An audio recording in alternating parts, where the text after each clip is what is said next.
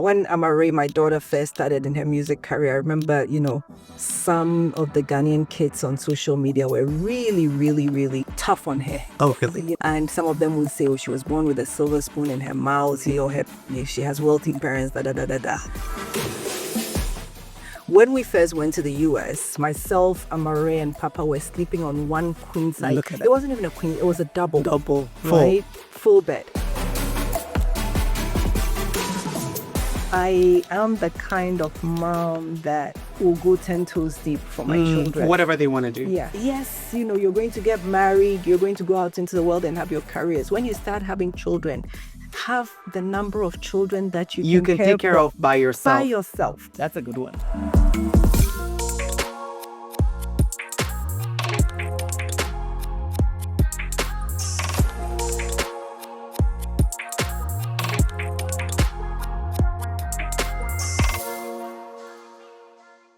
Welcome to the Diva Doc Let's Talk YouTube community. Join us as we dive into insightful conversations and empower each other. Please don't forget to subscribe if you're enjoying the discussions. Please, let's talk and grow together. Thank you. There are women who break barriers, and there are women who redefine them completely. We are privileged to speak with Ama Sarpong Bawuah today on Diva Doc Let's Talk. She's a pioneer, an inspiration, and an unstoppable force in leadership. As the first female board chair of Access Bank Ghana, a distinguished executive in multinational corporations like Citigroup, Coca-Cola, and Newmont Mining, and a champion for women in leadership, Ama has shattered glass ceilings in industries where few women dare to tread. But beyond the titles and accolades, her story is one of resilience, reinvention, and lasting impact. Her influence extends beyond the boardroom. She's also the mother of Amaarae, the globally recognized Ghanaian musician known for her distinctive genre-defying sound. Clearly, leadership and innovation run in the family. So, how did she rise to the top? What lessons has she learned about power, influence, and navigating male-dominated spaces? And most importantly, what wisdom can she share with women striving to claim their place in leadership? Stay tuned because this conversation is one for the books. Welcome to Diva Doc. Ama, it's been a minute. It has been. It's been a minute. It's been nice a minute. To see you. I think the last time I saw you with the kids, I forget, I think Ama may have been, 13? You were leaving. You were leaving for the US, and I think I was having a graduation. I think it was my law school graduation party, and you guys stopped by briefly. You're going to catch your flight and come. I'm going to start from there, and then we'll go backwards. Okay. So you were here, and then you moved to the States to go to school. Yes. With the kids. Yes. So you were by yourself, or did you come with your husband at the time? You came by yourself. Yes. So I got divorced in 1999. Okay. And then decided to go back to school. Okay. And get my master's degree. My MBA. So I decided to bring the kids along with me. Wow. And that's how come. How old were you? I was 30 at the time. And you brought your two little kids to a country where you did not, what would make you do that? I had kind of lived on and off in the US a little bit. So I was, I was an exchange student in Form 5 in Wesley Girls, and I lived in Boise, Idaho. In the U.S. You lived in Boise, Idaho? Boise, Idaho, of all places, potato country. So I lived in Boise, Idaho for a year with a host family. And then, fast forward to when I got married, my husband had lived in the U.S. as well. So it was kind of between the U.S. and Ghana. So Amaarae was born in the U.S. Okay. And then I was also going back and forth. But we finally put down roots in Ghana when both kids were born, decided to let them, have their primary and formative education here in Ghana. Okay. So, in 1999, I went back with them. I believe Ama was 2000, I think it was, and not 1999, because Amaarae was about 6. Okay. And Papa, her younger brother, was about 4.5. Okay, so that sounds about right. You stayed about 4 years. I stayed for 8 years. 8 years? In the U.S., yes. In Atlanta? So I was in Atlanta for school, and then I went to New Jersey for work. So I lived in New Jersey, but I worked in New York, Citigroup, corporate and investment bank. Okay. Yeah. All right. So now we're going to go back. Mhm. I think you were a born leader. So tell me a little bit about growing up, sort of your school trajectory. Because I remember when I was in Wesley Girls, you were a year behind me. Then you went off for AFS, the exchange program, and then you came back. So prior to Wesley Girls, what was your education like? So I did my primary school education at Association International School, Okay. Airport Residential Area. I was the girls prefect There you go. in Association. And at that time, I remember very well that my teachers always used to say that whenever we would get in trouble, my teachers used to say that, oh, don't follow the naughty kids because you are a leader. Right. You're a lady, so don't do that. Right. So from association, I entered Wesley Girls. Right. And then you went to AFS, you came back, and you became school prefect. I became, senior prefect in Wesley Girls when I came back from AFS. Do you think there was anything about growing up that were you the first of kids, or what do you think made you a leader? Because association, you were girls prefect, Wesley Girls, you were school prefect, and now look at you. So was there anything, were it your parents, was it the school, was it the environment, was it Wesley Girls, was it Achi? I don't know. I read a lot as a young kid. My face was always bright in a book. And I remember, back in the day, sometimes the lights would go off and I would read by anything, candlelight, moonlight, whatever it is. Probably that's why my eyesight is bad today and I wear contacts. But I was quiet, but I was also very firm and knew exactly what I wanted to do, So maybe those are the leadership qualities that, I don't know whether I was born with it or whether I picked them up, but somehow whenever I found myself in a group situation, I would emerge, The leader. leader. Kind of like me. I've never really been a big follower. I know. When I'm with a group of girls, everyone will follow me or I'll take the lead. I think there's always that one person in the group that'll just take it on. So you went to Wesley Girls, you finished, and then you went to University of Ghana. I did. What did you study there? So I did political science and French, University of Ghana. With the goal of what? So humanities, in my opinion, kind of prepared you for everything in life, So when I was younger, I always thought I'd go into politics. I always wanted to be, part of the decision makers for the country. And people used to tell me that, oh, you should go into politics. So I did political science for that reason, and French because I always wanted to be bilingual. So, okay. Yeah. And then you got married, had the kids, and then got divorced and decided to go to the States to get an MBA. Yeah. Why didn't you get the MBA here? Why did you decide, I'm going to take these small kids by myself to America and do this? I mean, that's not easy. Right. So I think that was part of a resetting of, my whole life trajectory. Alaji Asumabanda of blessed memory. Alaji was a family friend, a good friend of my dad, and also a good friend to my ex-husband. So Alaji, took a liking to me. And, I remember very well, when I got divorced, he was very, sad about the divorce. And then, but he advised me, he said, listen, get out of this environment, Okay, go start over. Go start over and, just refresh. Yes. And reset. Yes. And reset. Absolutely. So I took Alaji's advice and then decided to go and get my MBA. Yeah. So I, put in applications for different schools. From here? From here. I applied from here. I did my GMATs and from here. And then I applied to Emory. I applied to Vanderbilt. I applied to Stanford, a few other schools. And Emory gave me a scholarship. Okay. I think it was like an 85% scholarship. Nice. And so I decided that, that was the logical thing to do, to take up that scholarship. So how was the transition like? You get there, you have a 4-year-old and a 6-year-old. and you're going to school, did you go with someone to help with the kids, or so what did you do with them? I had a sister in Atlanta. Okay. So we went to live with my sister. Okay. And then when I got there, in typical Ama fashion, I'd sold my car here. And so I took the money with me. So that one of the first things that I did was get myself a car. I remember very well. I had, an old Camry. Yeah. And Now look at you. right? You see? So what I would do was I would commute to school. So I lived at home. I would put my kids on the bus in the morning, and then I would, quickly race home, get in my car and drive to Emory for my lectures. Okay. And then I would come home in the evening, do homework with the kids. Oh, wow.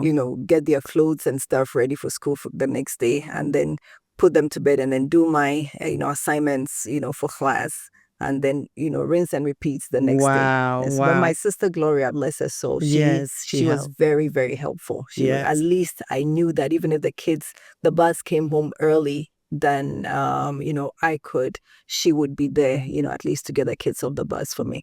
I always try to take classes that we, kind of worked around the kids' schedule. Yeah. So, I always say that I was blessed that I could, afford nannies to take care of my kids because I wasn't really present.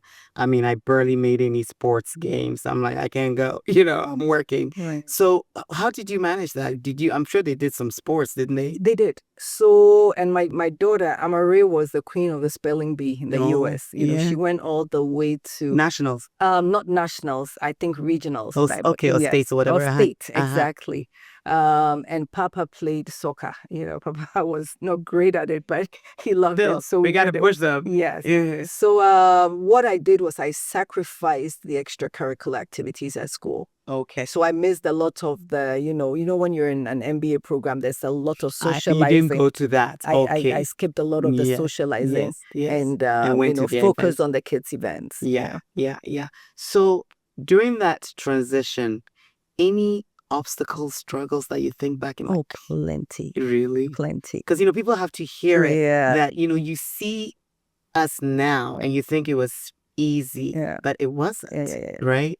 They need to hear that. Yeah. I always, I won't say I chuckle, but I kind of shake my head when people, when Amaarae, my daughter, first started in her music career. I remember, some of the Ghanaian kids on social media were really, really, really tough on her. Oh, really? To the point of being mean. Oh. And some of them would say, oh, she was born with a silver spoon in her mouth, she has wealthy parents, When we first went to the US, the three of us, myself, Amaarae, and Papa, were sleeping on one queen size. Look at that. It wasn't even a queen, it was a double. Double. Right? Full bed. And, for the purposes of explaining to our Ghanaian audience, a full bed is like a student bed plus maybe half of that size, right? My sister had a 3-bedroom house, and I did not want to impose. I was already coming with 2 kids in tow. My sister's daughter had her room. My sister had her room, so we took the guest room. Kids, within a year, these kids had shut up. And we couldn't fit on the bed anymore. So I migrated to the living room. Look at that. So I used to sleep on the living room couch. And then they would take your bed. And they took the bed. I slept on the living room couch for, I think, 2 years. Oh, wow. Until I finished my MBA I think after the first year during my internship. I did my internship at SunTrust Bank in Atlanta. Wow. Okay. And I finally earned a salary. All right, because while you're in school, you weren't, so you had to stay with your sister. Exactly. So I had, the little savings that I had taken from here, I needed to make sure that I was using it judiciously so I could, care for the kids and all of that. So I bought a bunk bed. Okay. That was my first purchase when I got my first salary, from my internship. So I bought a bunk bed and I put the bunk bed in the guest room. Okay. And moved the bed to one side. Yes. So I finally could go back and sleep on a bed. But the kids and I slept in one room for 3 good years. Wow. Also. Yeah. Wow. Look at that. Yeah. That's awesome. Yeah. And, beyond then, even when I started working at Citigroup and we moved to New Jersey, it was just me and them. I remember they were latchkey kids. So they each had their key around their neck. Yeah. Amaarae would have to fix her brother's breakfast because I worked in New York. Yeah. And it was a 1-hour commute each way every day. So I would leave them, and Amaarae would put her, feed her brother and put her brother on the bus. Oh. Or What's something. the age difference? 1 year, 9 months exactly. Okay. Yes. So she would, fix breakfast, and then she went first, fix breakfast, feed her brother, made sure he Wow. was fine, and then she would get on her bus. They must be close. They are close. They fight a lot, but they are close. And then Papa would get on the bus, later, but I would be on the phone with him the whole time, with both of them. So Papa would tell me, okay, I'm leaving now. I'm locking the door. I'm walking to the bus. So I would be on the phone with him throughout until he got on the bus. Then he'd say, I'm on the bus, before, I would put my phone down. So we've Wow. been through some stuff together. Yeah. So let's go into that. Parenting style. Because it sounds like you're close with your kids. Very. And why do you think that's the case? Even though I was absent, I won't call myself absent, but I wasn't there for, like my Katie, who is now 25, middle school. I was never there. I never saw her because I leave at 7 and come home at 10 because I was in law school. So I never saw Katie, but Katie made all A's and we're still very close. So how can you explain, the closeness you have with your kids? Is it because you guys transitioned together, you were together, or just your parenting style? Well, I think it's both my parenting style as well as the things that we went through together. I remember when we first left their father's house, we lived in Ghana for a bit before we relocated to the US. And I used to call us the Three Musketeers. So I would be in my bed and one of them would be on each side. And I love jazz. So I would listen to Ella Fitzgerald. I would listen to a whole bunch of, Billie Holiday. And, they would listen with me. So they both have a very strong love of music. Right. And they get it from myself as well as, from, I guess, other genetic sources.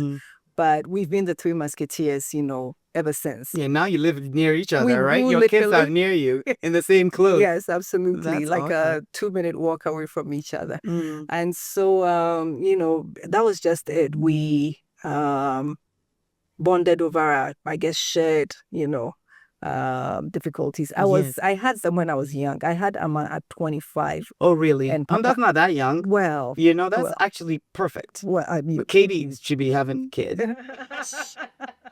And I had Papa at 27. Okay. So I guess we all grew up together. Yeah. But they've always been my priority. That's awesome. I never remarried because I never wanted somebody competing with my children. No. And that was a no-no. No. If you so much as even made a negative comment about my kids, you are out the door. Are you the Wi-Fi mama bear? Yes. Because I was trying to get Wi-Fi and I said, I bet Ama is mama bear on here. Yes, I am. That's pretty cool. That's pretty cool. So you finish and then you decide, why didn't you just stay? What made you decide to come back? So I finished in 2008, and Ghana was going through a renaissance at that time. Ghana was called, Gateway to Africa. I remember I came for a vacation and I realized that there was a lot going on. Okay. And I was like, I want to be a part of this. Oh, wow. And then my children were, especially Amaarae, was getting to that difficult teenage stage. I remember sticking her in a corner and smacking her up the side of her head one time when she was being particularly difficult. You think they know it all? Yeah, I think what really, sealed the deal was I think it was a 15th birthday party or 14th or something for her in the basement in my house in New Jersey. Okay. And they turned the garage and the basement into a disco. Oh, wow. And I went downstairs to give them food, and my goodness, I took one look and I said, they're going back to Ghana. What? Because, these young kids were all, paired up and chatting and all. I'm not handling this by myself. Yeah, let's go back. Let's go back. Yeah, let's have that involved. Yeah, she was becoming mouthy at the time. And all American kids, Yeah, exactly. So I said, listen, you've had the American experience. It's time to, because we left Ghana when they were very young. So I said, it's time to have that balance, So and what did they say? Were they okay with that? They were excited. We used to, one thing I did was they would come for holidays pretty frequently. So they stayed close with their childhood friends. Okay. And they're still friends with, Okay. They're friends from, kindergarten and primary school. Okay. So Okay. we really kept, close to our Okay. roots back Okay. here. So Okay. coming back was really Not that difficult. no. Yeah. It They was just came in and okay, got in slid there. right in. Yep. Yes. And so you come back with them, and then did you have a job lined up or no? I did Oh, have a job lined up, but when I got here, the job fizzled. Oh, Yes. So a group of Ghanaians and some diasporans and some Americans were going to start like a holiday resort, and they were looking for a general manager. okay. And so it was pitched to me. I liked it. How did they find you to pitch it to you? Referral, through a Okay. referral, from a friend. Hmm. So I came. I'm a risk taker by nature. Clearly. I'm a risk taker by nature. Sometimes it's foolishness, but eventually, it works out. It works out. So I just decided that, what, we're going. And I packed bag and baggage and brought the kids with me. And when we got here, the job fizzled out. So what I did was I went to my dad and I said, listen, I'm here and I need a job. I'm not going back. I've rented. What does your dad do? My late dad he passed. Okay. He passed in 2022. Okay. My late dad was a businessman, very entrepreneurial, and at some point he was also the chairman of Asante Kotoko Football Club. Oh, I didn't realize that. Okay. So they called him Chairman Bawuah. Okay. So I said, May he rest in peace. My condolences. I didn't know amen. that. Thank Okay. you. Mhm. So I said, I need you to help me with your network.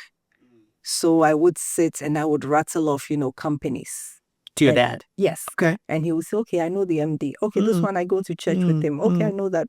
So I took phone numbers. Okay. And then I would send a text message and say, good afternoon. My name is Ama Bawuah.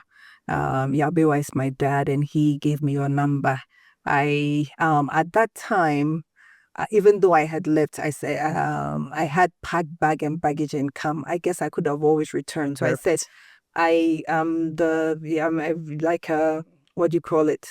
A former or a recent vice president at Citigroup Corporate and Investment Bank in global transactions, and I want to have a conversation with you regarding opportunities at your organization. And 7 times out of 10, I would get an appointment. Nice. So I printed my resumes and put them in the car and would be driving around. Oh, wow. That's like the Literally. hustle. Yep. Pounded the pavement. Yeah. And, I found myself in front of an uncle, Dikiose, Ambassador Dikiose. And Ambassador Say, connected me with Archbishop Duncan Williams' wife, Lady Rosa. So my first job in Ghana, full-time job, because I did a couple consulting gigs. Okay. One for USAID and one for DFID. Okay. And after those two Ambassador Say gave me both consulting gigs. So after that, I went to work with Lady Rosa and opened up her West Africa office at the time for the Whitaker Group. And then post Whitaker Group, I joined Coca-Cola. Okay. Coca-Cola here in Ghana. Coca-Cola in Ghana, yes. Okay. Coca-Cola, the franchise. Okay. Yes. So Coca-Cola in Ghana has two different arms. So it's either the franchise or the bottler. The franchise has now moved to Abidjan, based out of Abidjan, but then they were based here. So they were Coca-Cola was managing Equatorial Africa region from Ghana, out of Ghana. So I did that, and then I transitioned to Newmont Mining from Coca-Cola. Wow. So you moved, like I always say, I've been at the same job for 19 years. Okay. Probably wasn't a good move, but that's okay. And now I have time to do this. Right. If I kept moving, I may not have been able to. Absolutely. So the move, because I don't know, I think this would be advice for somebody who wants to follow your career trajectory. Do you advise that people move every 2 years just to sort of reinvent yourself, or it just so happened that those opportunities came to you and you couldn't not take them? I think that's really an individual thing, and also depending on the industry or the vocation in which you find. You, for example, are a medical doctor, right? And medical doctors typically will stay and rise, in an organization. True. Exactly. True. But, in the corporate space, I think that if the opportunity arises to do an upwards, like a vertical move, I think you should you should go for it. I think you should go for it. I agree. And typically, organizations will value, skill sets differently. So if you find an organization that kind of is placing a premium on the skill set that you hold, then I think you definitely should go. It's worked for me. I think that's a good one. I mean, I'm sure they heard you that if you, when you're in sort of the business, finance, that kind of world, that the more skill set you add, as a pain physician, that's it. Yeah. What skills, you know what I mean? You just want to go from assistant to associate to professor and move up. So I totally get that. So I'm going to pivot to your kids again. Okay. So did they do college here or they did it back? They went back for college. Oh, they went back. Yes. So they did high school here and then they went back for college. Amaarae went to Agnes Scott College in Atlanta. Okay. And Papa went to LaSalle University in Philadelphia. Wonderful. But before that, he went to Roanoke. Okay. And then Virginia. In Virginia. Okay. But he didn't like Roanoke. Okay. So I said, well, let's change if that. you want to change, you're on your own. And he did everything himself, found his own, school, did his own transfer documentation and all of that, and went to LaSalle. I think he enjoyed being at LaSalle. So now I'm going to have to talk a little bit about Ama. Okay. So she went to college. She did. Graduated. 100%. And comes back. Yes. And then when did she decide, okay, I think I want to go into music? She's always been musical. I have pictures of her in Ghana International School, class 1, holding a guitar. Okay. As a child, she never asked for a doll or, any of that stuff. It was always, can I have a keyboard? Can I have a mic? Can I have a guitar? Okay. And you would take her into the store. I remember, in the US, we'd go into Target and she'd head straight for the music, session. And, mommy, can I have this for Christmas? It was always something, some instrument. And so, right from her childhood, she had been into music. And then... Was she in music in school? Like, my kids played the viola, clarinet, I have to sell those instruments. She doesn't play any instruments, funny enough. I think for her it's more the production, the engineering. Okay. So when she was in secondary school here, in the long vacation, which is the summer, she would ask to intern at a studio. Okay. So I said, well, why not? For me, it was a way to get them out of my hair. So she would go, it was Scratch Studios in East Lagos. So she'd go to Scratch and then I would send her brother with her and say, it's a male environment, go and be with your sister. So the two of them would go.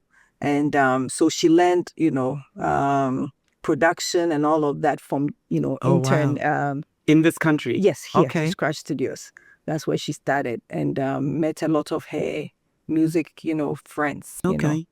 And so when she went to college in Agnes Scott, she would DJ for extra money. Got it. And then she also did an internship at a label. So she kept the music thing going. And she did English. Okay. And so she did the music thing throughout college. She did English as well. So songwriting, came easily to her, I guess. So when she was about to finish, I think in her final year, I went to visit her in Agnes Scott, and I was like, well, next year you're graduating. What do you want to do? She said, oh, I would like to go to production school. Oh, okay. Yes, in Australia. I said, okay. Oh, so she did? No, she didn't. Okay. I said, okay, well, finish and come home, and then we'll see about that. So she finished, graduated and came home, and then she joined a collective, a creative collective here in Ghana. So what does that mean? A collective is like a group of people that come together and share common interests. Okay. In something. So these were a creative, collective that she joined. So she had I will remember some of the names of the kids that were in the collective. So I guess she started doing her music. And one young man by name of Mutombo, the poet, heard her music and was like, why are you not, putting this out? So I guess that gave her the confidence, to put together an EP. Okay. And I was in my room one in the evening and she came to me and she said, Mommy, listen to this. So she gave me headphones and I listened. I was like, hey, nice music. It was good. Yeah. And I was like, oh, who's this? She said, that's me. And I was like, what? You didn't know it was her? No, I didn't. It sounded different? It sounded like a a produced, professional, job. Yeah. I mean, she had done the music in when she was in secondary school. She was part of a group called Crooked Straight. 3, her and 2 guys, and they would do music. She would put it on her SoundCloud and stuff. Like one time, I remember she put on a show at a place called Sweeties on Spintex Road. Okay. So I had to invite all my friends Okay. for us to go and support her. Yeah. And I had to pay for all of that. Okay. And then she also, did interviews. I remember her very first radio interview. I had all my family, my brothers, and everybody was, on the radio listening to her. So. And her and Stoneboy. Okay. Stoneboy was also just starting up. Yeah. And so the two of them were on that radio interview together. Yes. So when she finished school, she, played me that music. And I said, well, this is great. And she said, okay, I want to do music, but I want you to do it with me. Oh, that's awesome. She said, I want you to manage me. So she went into a room and she brought out her laptop and she had done a proposal, 5-year business plan.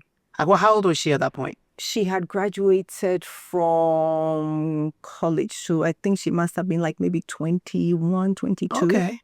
So before you go there, so, I'm just thinking I know you said she was musically inclined. So it was easy for you to support her. So let's say she wasn't and she graduated and she said, I want to do music. Would you still have supported her? Yes. So I am the kind of mom that will go 10 toes deep for my children. For whatever they want to do. Yeah. I mean, she may not, even if she wasn't musical, she could probably have found something within the music space if that was her interest, So I remember I used to tell her that, if you want to do music, let's make sure that you learn the business of music. Yes. So that it's not only about standing in front of the mic, but also what goes on behind the scenes. That's good advice. So she did that. She did that.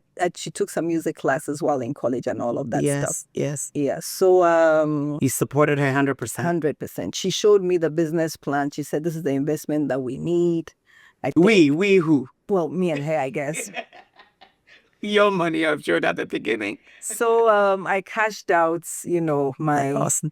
Some savings that I had, and I said, okay, we're going to do this. And so I pulled together a few volunteers, friends of hers, and we would have meetings. So I approached it like a business. Okay. And I said, okay, if you're going to do this, we need, we have your 5-year plan. How do we pull out 1 year, plans from that 5-year plan? What do you want to achieve in this year?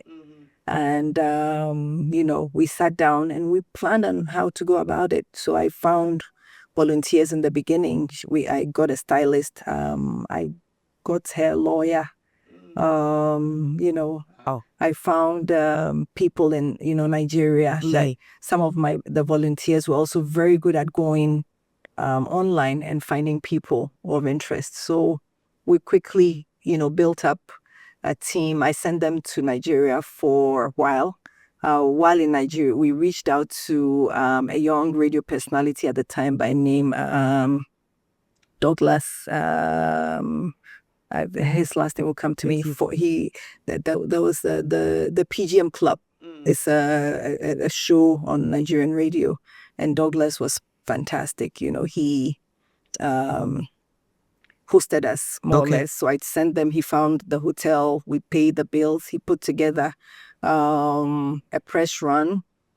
He put together a show for her to do, a live show. So we did all of that. All right. I'm going to ask you a question before we continue. So someone watching this may say, well, she was connected. She had her dad who kind of helped her out. And, she had the connections and was able to. Now, someone said someone who's also good and wants to do the same thing. Do you think they would be able to? So let me Because correct. I want to make sure they don't think that you didn't work hard and it came easy. No. Her dad was against her doing music, 100%. He wanted her to go back and get her master's. Of course. So he did not want any part of the music in the beginning. But for me, I mean, like I said, my children are my everything. If she wants to do this, we're doing it, and we're doing it well. You know, so it was not, I did not give her the opportunity to play around. I mean, my time is valuable. So if you want me to be a part of this, you are not wasting my time. You better also put your everything into it. It wasn't easy. I mean, we raised funds. I didn't have all the money myself, but I have friends who contributed. We would play music to my friends. You know, I had a couple of friends who contributed, you know, significantly, you know, to help us with like shooting music videos and stuff like that. So it's not the money. It wasn't much money. It's not the money, but it's the planning and the execution. A lot of you know, creatives in the Ghanaian space are all they're very talented, but I think it's the structure. Okay, and the strategy they lack. That we lack, you know. So for me, I think because we approached Ama's career as a business, so every year we have a teaming session. And I started that teaming session right from the beginning, even when it was a band of volunteers that we had. We would have weekly meetings in my house. We would look at you know, targets and check off those that we had achieved. You know, so for example, we had a plan. Okay, we're going to Nigeria. From Nigeria, London is the next target. I decamped and went with her to London, lived there for quite a few months. Oh, really? Yeah. And you had to have believed in her. I did. I did. But, you know, it got to a point where we're not getting any traction. Right. There are times when we literally have to sweep our pockets, as they say in Ghanaian parlance, you know, of every penny to support, you know, what she's doing. But I think the secret of her success has been the diligence, the structure, and then also she educating herself. Right. A lot of the stuff that I know about music now, she taught me. Really? So when we first started out, she would send me articles to read about the music business, about publishing, about splits, music splits, how to share or apportion, you know, ownership in music, you know, to the different contributors. I mean, we made our mistakes in the beginning, but we learned along the way. But she never stops learning and she never stops teaching me. You know, so like her mom. Yes. She's a brilliant girl. Yes. So she, you know, really did her homework and she really has put her back into this. And a lot of passion in it. A lot of passion, a lot of sweat, a lot of tears. And yeah, and I don't want to focus too much on her career, but I know people are going to want to hear it. So what has been your proudest moment in this whole journey with your daughter? Because, you know, you've done your stuff and, you know, what's been your proudest moment that you're like, oh my God, she did it. She did it. Well, I think there are a few of them. I think the very first one was seeing her up on Times Square. Oh. Yes. I saw that. Yes. And I was like, whoa, she's on Times Square. I saw that. I think that was my first big moment for her, was seeing, you know, a billboard of her up in Times Square.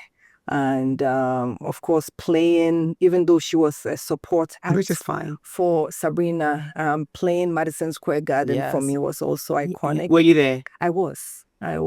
When she's touring, what I do is I don't join on the bus because I try not to add extra cost, but I will fly out to the US and then I will be hopping either train, bus, whatever I need to do to get to the different cities. So the cities that I can manage to go to, I do go to. Yes. And I always bring her jollof. Oh, she loves that. She loves her jollof. Yeah. So do you make it here or you just buy when you get there? No, I cook it there. Oh, there, yes. Right. I get the ingredients and I cook it there. Yeah. I remember hearing, because I think Burna Boy's relationship with his mother is similar. Beautiful. Where the mother manages him and he's like, he only eats Nigerian food and she makes it you know, on the tour. Yeah. So, you know, we're talking about your daughter and I'm sure you are her role model. Who have been your role models? Like, which women have you looked up to say, you know, this woman? You know, in Wesley Hills, we are spoiled for choice when it comes to role models. I mean, the late Mrs. Rosine Yes. Champong, of recent blessed memory, has been a mother and a pillar to me, throughout Wesley Guelph, especially my prefect days. Apart from her, we had so many inspirational people. Ama Tedu, Mrs. Boyd. Yes, I mean, we had yes, strong yes, women we to look did. up to in We Wesley sure Guelph, did. We sure did. I remember the current vice president. I remember once I met her somewhere and I was telling her, she didn't even remember, but she taught us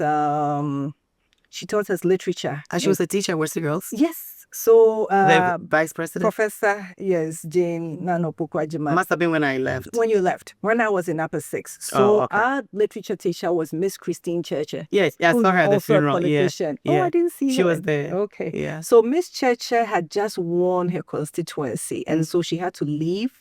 Okay. And we were just about to have our A-levels, and Prof stepped in. Okay. She was then, I think she had just come from the US or somewhere. Okay, she was in Cape Vast. She was in Cape Vast. She was a lecturer in Cape Vast. So Mr. Champon got her to step in and take us for the rest of the year for literature. And I remember very well when we were leaving, at the last lesson she had with us, she said, you are women, you are going to go out into the world. When you're going to get married, you're going to get into careers. When you're having children, when you start having children, be sure to have the number of children that you can handle on your own. She said there are no That's actually a great... Say it again. Listen. Say it again.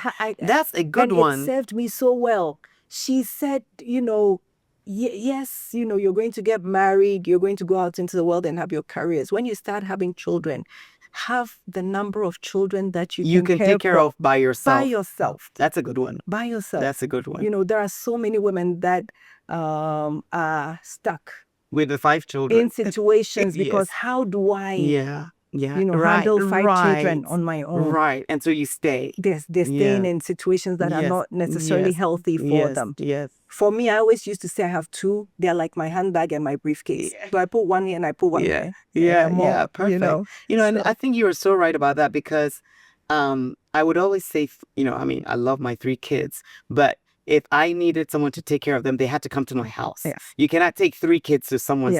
2 is perfect. You can take 2 to someone's house for them to babysit. But you had the financial resources to take care of 3. Thank God. Thank God. Yeah. This is amazing. So I'm looking at your resume, so to speak, and you're the first woman chair of Access Bank. Access Bank Ghana. Why do you think they picked you? Oh boy. Good question. Maybe we should ask the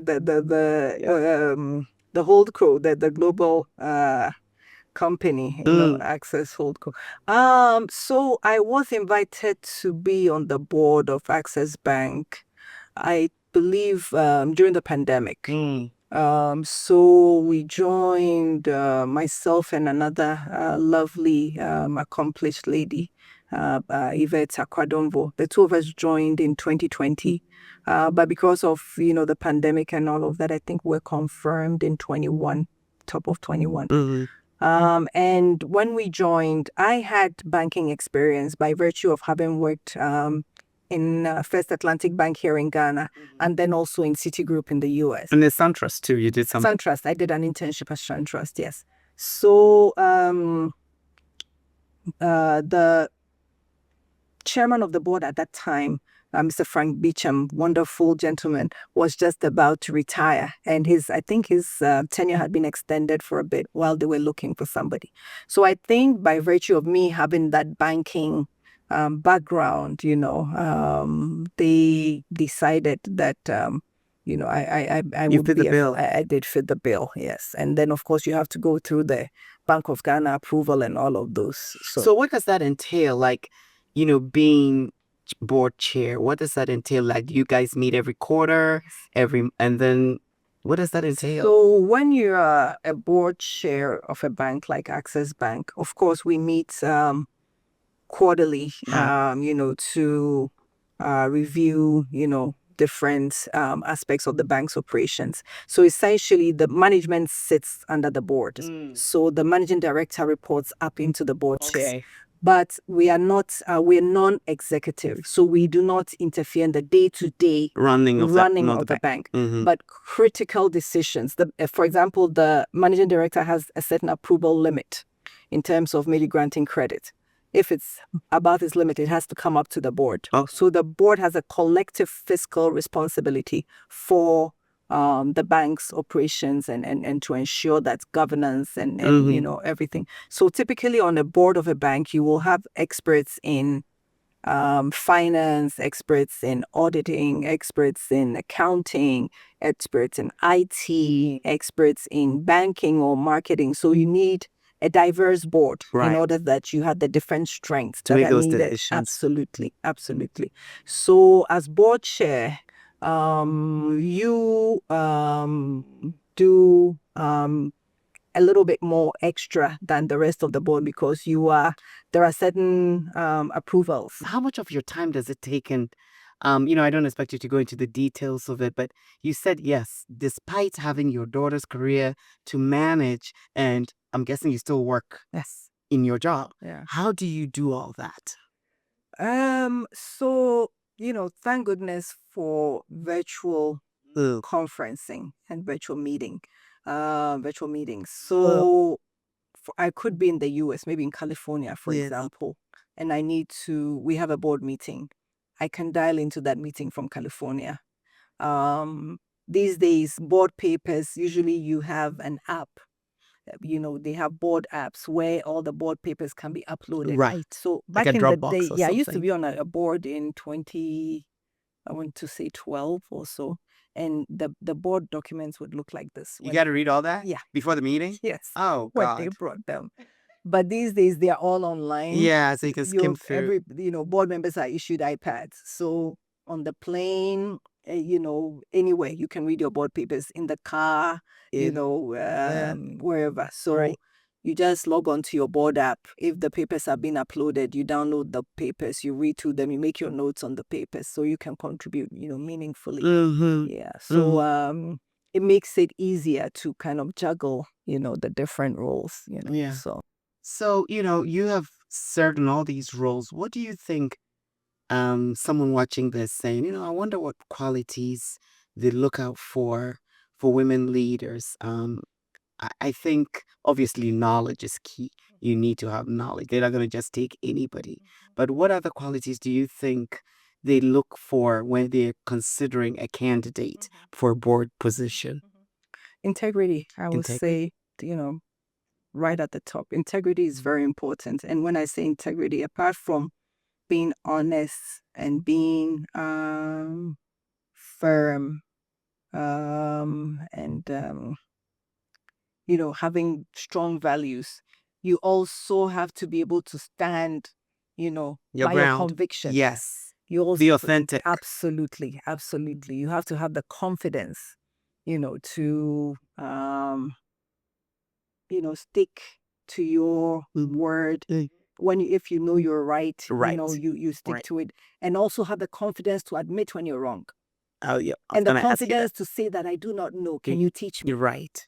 For me, I'm learning every day in all aspects of my life. I always tell my children that when you go to somebody's house, observe. Yes. And when you observe, whatever you admire, Mm-hmm. pick it up. Yes. And add to your arsenal. Yeah. Yeah. It only enhances. Yes. So I learn day in, day out. I'm learning. So I would say that confidence, of course, knowledge. You have to know what you're about. Yeah. But you also have to have the confidence to know that you don't know everything. Right. And therefore, you do not also need to know everything to be in a leadership position. But you have to have the qualities that people look up to. You have to be able to inspire confidence. You have to be able to inspire, the team to want to give up their best, so all of that. That's awesome. Servant leadership. That you got it. Servant leadership. I don't want your son to feel left out because we're talking about your daughter the whole time. And you told me we talked about your son and you said he owns an insurance company. Brokerage. So my son, when he was in college, and would come home for holidays, I would send him off to intern at an insurance company that my friend owns. And so he would come back and say, Mommy, insurance brokerage is a good business. Insurance brokerage is a good business. So when I left my job at Newmont, I decided that was the last corporate job I wanted to do. So he said, Mommy, why don't we open an insurance brokerage? He had just graduated in 2019 and he was home. So I said, let's do it. So we went through the process, registered a company. He is, I think he owns, I want to say 35% of it. I own 45, and I think Amaarae owns 15%. That's awesome. How is that doing? Doing very well. So what kind of insurance? Every kind of Like car, house, everything, health. Every health. Okay. Construction, oil and gas. So sort of the middleman. So if you're looking for insurance, you tell him what you need, and then you look for the best one for you. In the market. And then especially when it comes to claims. When it comes to claiming back insurance, let's say you've been in an accident and you want to claim the insurance, it's always a tricky process. But if you have a broker, you can just go to sleep and let your broker go. And then he'll take care of it. Do all of that. So that's when the broker comes in. And then, of course, also going out to market and finding you the best possible, insurance package out there. Right. That would suit you. Yeah. So we're going to go back to your daughter. So, here she is successful. What values do you think you instilled in her that made her the woman that she is now? Because, I think my kids see how hardworking I am. And so, Katie, bless her heart, very hardworking kid. And so I think that, they watch me and so they try to emulate it. What do you think? Where did she get it from? The drive, all of that. So I think from watching me be resilient, and like I said, we started from ground zero. Ground zero.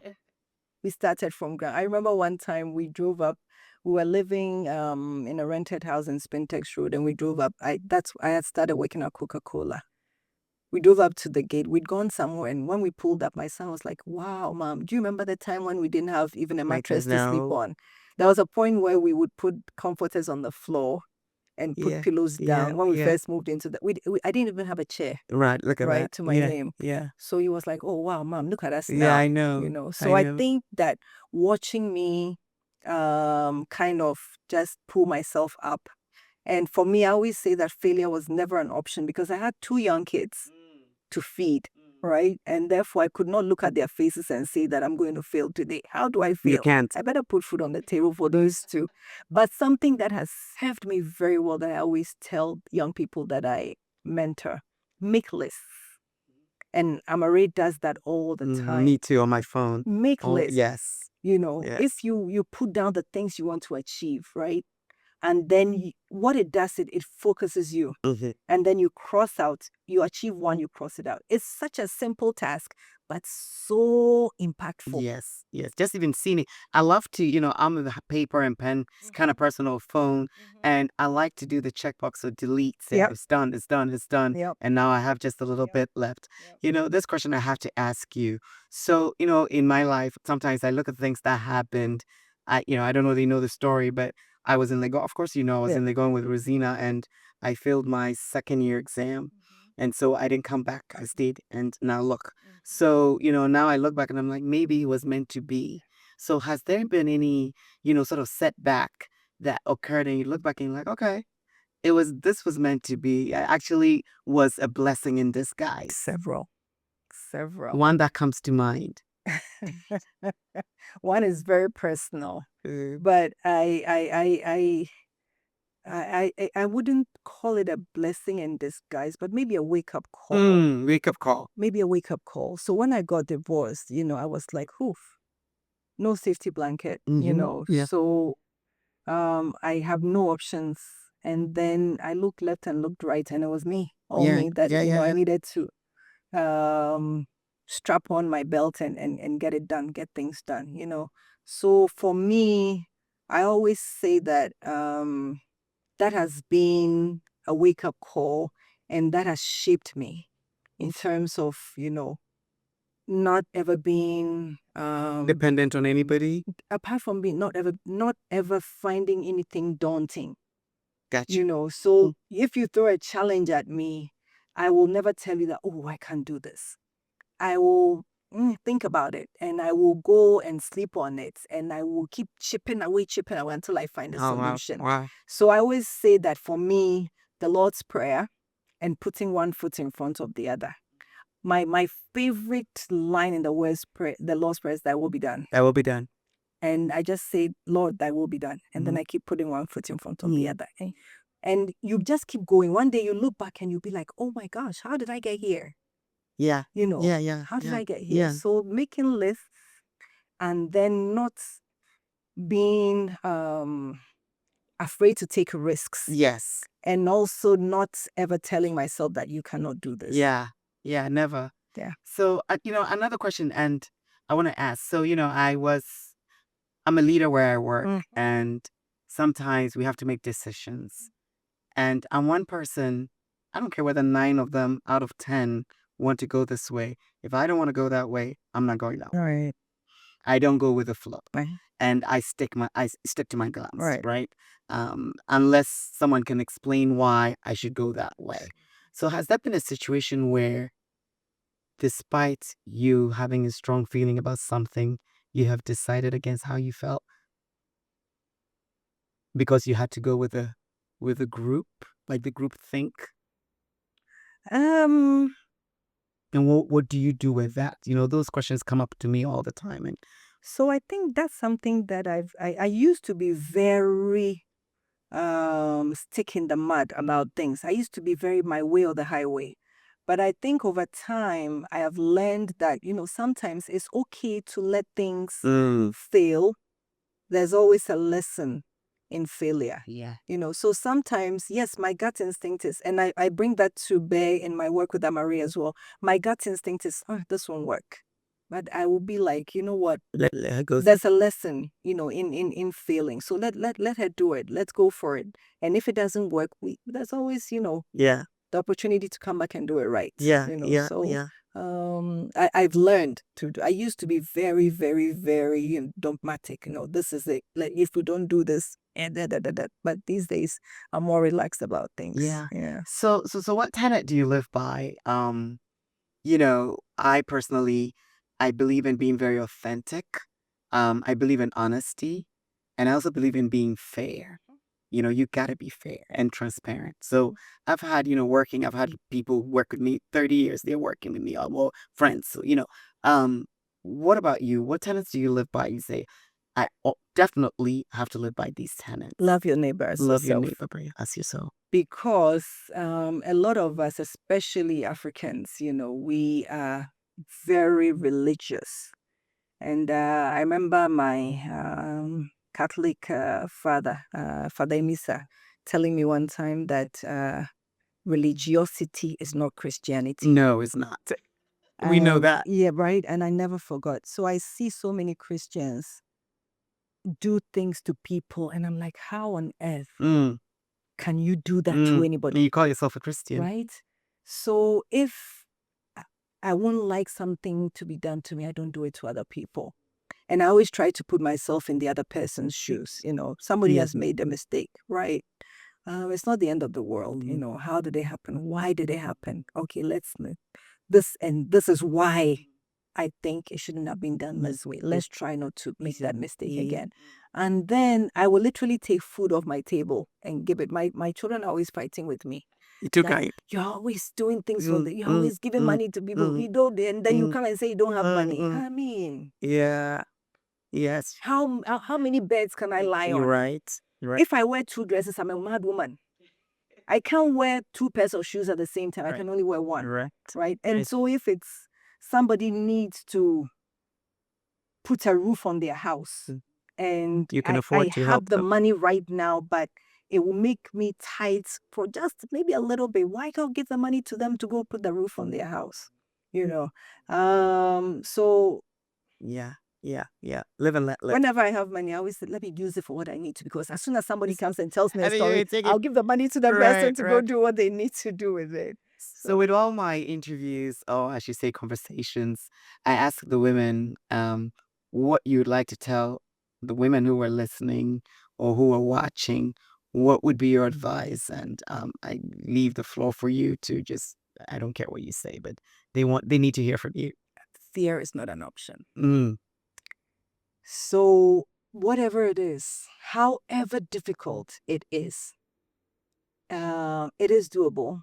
Somebody has done it. Even if it has never been done, there is a way. Find a solution. And it doesn't have to be the prescribed solution only, And I always say that sleep on it, Yeah, sleep. And sleep on it doesn't mean sleep on it for one night. You may sleep on it for 5 years. And one day you have that aha moment, and say that, what? That thing that I couldn't do 5 years ago, this is how I should have done it. Yeah. And then if you can't do it at that time yourself, you can always, advise somebody who's going through that or who's facing that kind of challenge at that, time. So be fearless. Yeah. I always say that when you don't take risks, you don't grow. You don't learn. Yeah. Right. Yeah. So for me, if I have the energy, if God gives me the strength, You keep pushing. I keep Any pushing. huge things with you, your daughter, your son, any projects that we need to know about? We'll do it. People will ask me, but how are we going to find the money to do that? I don't know. Yeah. It'll get done. Any new things coming up though? Any new things coming up? So Ama's working on her next release. Okay. And it's exciting. Yeah. And hopefully, that will be out sometime later. What's your favorite song of hers, and can you sing it? What is my favorite song of Amaarae's? Two. Celine. She has a song called Celine. I love it. And then she did a song with CK called Fantasy. I like. Who's CK? CK did Love Noatiti. Oh, all right. Yeah. I don't know how to sing. I can't sing to save my life. I don't know how I birthed a child who sings, but so it's called Fantasies on her Angel You Don't Know record. Celine, I like Celine too, and I like, as for her recent past record, Fountain Baby, I like every single song on Fountain Baby. I gotta ask a couple of lighthearted questions about Amaarae. So, any big stars you've met? I love Burna Boy. Every concert I'm there, and I'm sure if I end up interviewing his mother, I'm gonna say I want to see your son. I know. Did you meet him? Because I know I saw Amaarae did something with him. And on the desert somewhere, it was some kind of shoot. They went to was it the Egypt? Jacques. No, that was in France. The Jacques Mule. It was a fashion show. Right, it was fashion. Burna is lovely. So myself and Ama were at the opening night for Black Panther 2. Okay. So Ama did a song for the prologue. Oh, really? Black Panther 2. And we sat on the same row as Burna Boy and his mom. No way. And Ama was like, "Oh, Burna, this is my mom." And he greeted me so warmly. And he called his mom, Namix. Oh, meet Amaarae's mother. Really? They're lovely people. Oh, really? I've only met them once. Okay. I can't wait to meet them again. And I admire his mother so. Yeah, I mean, I can't wait to talk to her. She's a force of nature. Oh my God. She's a force of nature. I mean, she's always on stage with him. I can see her standing there on stage with him. And I get it. Yeah. I get it. Yeah. 100. She's a mama bear. Oh, totally. Yeah. Totally. Yeah. Who else have you met? Oh, who else have I met while working? I mean, obviously you met Stonebwoy, I'm sure. Oh, yes. Janelle Monae. Oh, right. She's cool. She's awesome. Yeah. Who else? I think she opened for Maxwell once. Okay. Who else have I met? I off the top of my head, it's not come quite a few of them. And so how do you feel when you meet all these stars and celebrities during your, going with your kid? Is it like, wow? Sometimes it's like surreal. I know. It's like, oh, wow. I know. So my child is hanging out with these people. Yeah. I know. Yeah. And the Times Square thing. Yeah. But this has been an awesome interview. So what do you do for fun? Like, you're doing this, you're doing that. Do you go on vacation? I know you say you swim, but what else? Do you go on vacation, go to Jamaica, just chill out? I think the vacation phase is now about to start. I've Okay, been so involved in, the children's lives and Yeah. helping them set up, Yes. for the future. But I think going forward now, I think I can Yeah, you need to do exhale that. and relax. Yeah. But I love being home. I'm a homebody. Really? So I like my home to be very comfy. Yeah. And, that is my peace. When I'm Yeah. at home, I wish I'm I at could do peace. that. I need to make time. I'm Yes. so busy. I don't get to No. enjoy my home, and I love my home, but I just can't find time, and I really need to take time. It's not when I'm 70 and my knees, I can't do anything, Yeah, I love being home. Yes. Yeah. Emma, this conversation has been nothing short of inspiring. From breaking barriers in corporate leadership to championing women's empowerment, your journey is proof that resilience, strategy, and boldness can shatter any glass ceiling. Thank you for sharing your wisdom, your experiences, and your lessons with us today. Thank you, listeners, for tuning in today. In today's conversation with Ama, I hope this sparked something in you.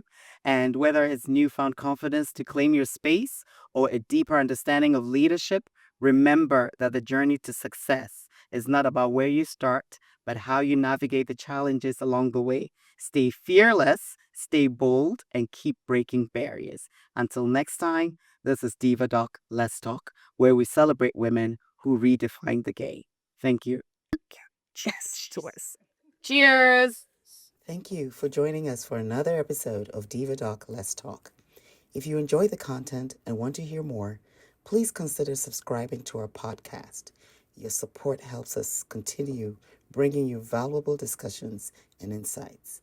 If you'd like to contribute even further, we invite you to visit our website where you can make a donation to help us keep the content flowing.